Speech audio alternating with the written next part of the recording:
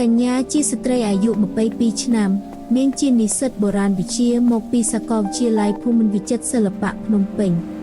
ថ្ងៃនេះនាងទៅតំបន់ប្រាសាទជាខេត្តមួយនៅតំបន់ភ្នំខ្មោចអ្នកនាំផ្លូវម្នាក់កំពុងរង់ចាំនាងនៅទីនោះ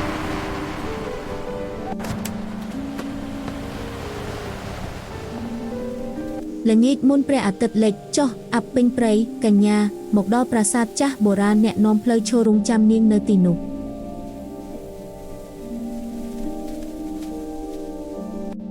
សូមស្វាគមន៍បានមកដល់ប្រាសាទចាអរគុណ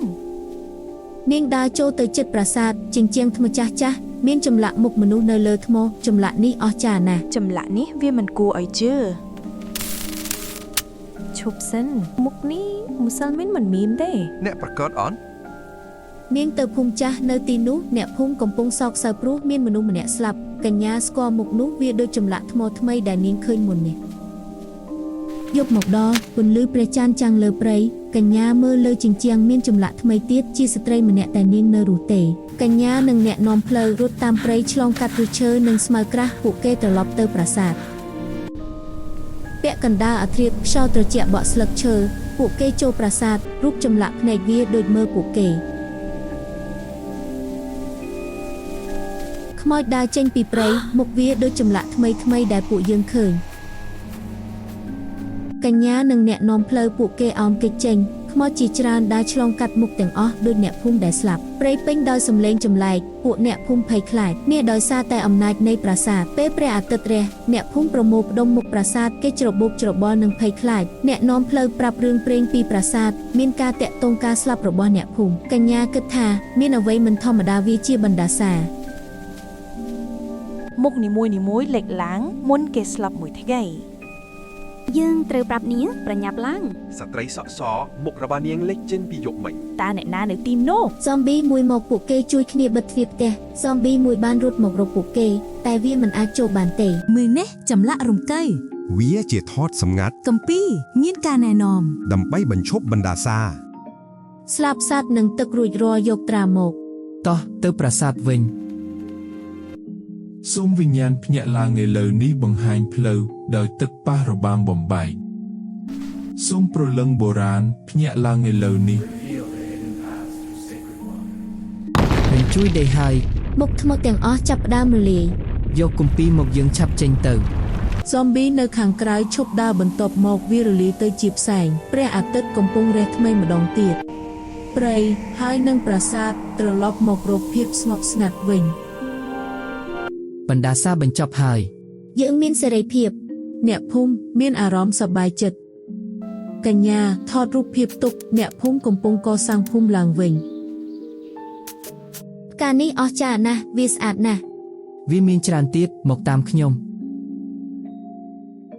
យល់ហើយឥឡូវនេះគម្ពីរអាចកំបាំងសម្រាប់ឲ្យបានល្អណាស់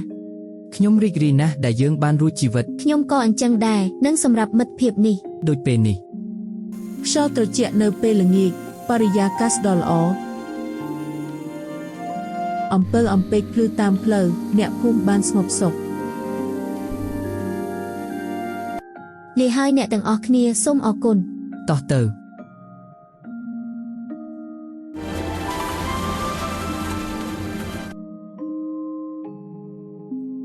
ខ្ញុំនាងកត់ត្រាគ្រប់ទាំងអស់ក្នុងកំណត់ត្រារបស់ខ្ញុំឃើញចម្លាក់នេះទេវាបង្ហាញអំពីបុព្វបុរស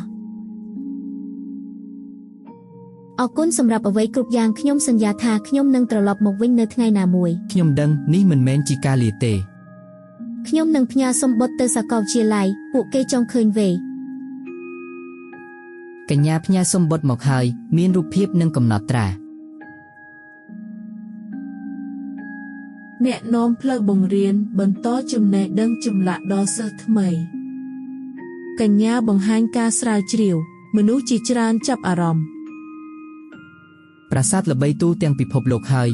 ប៉ុន្តែពួកគេមិនអាចបកស្រាយបានវាស្ថិតលើពួកគេ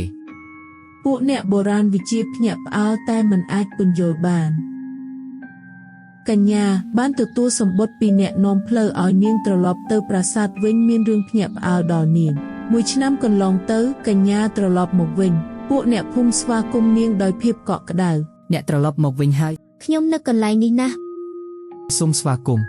អរគុណអ្នកគ្រប់គ្នាកន្លែងនេះអស្ចារ្យណាស់ចម្លាក់សត្វនិងរុក្ខជាតិស្អាតណាស់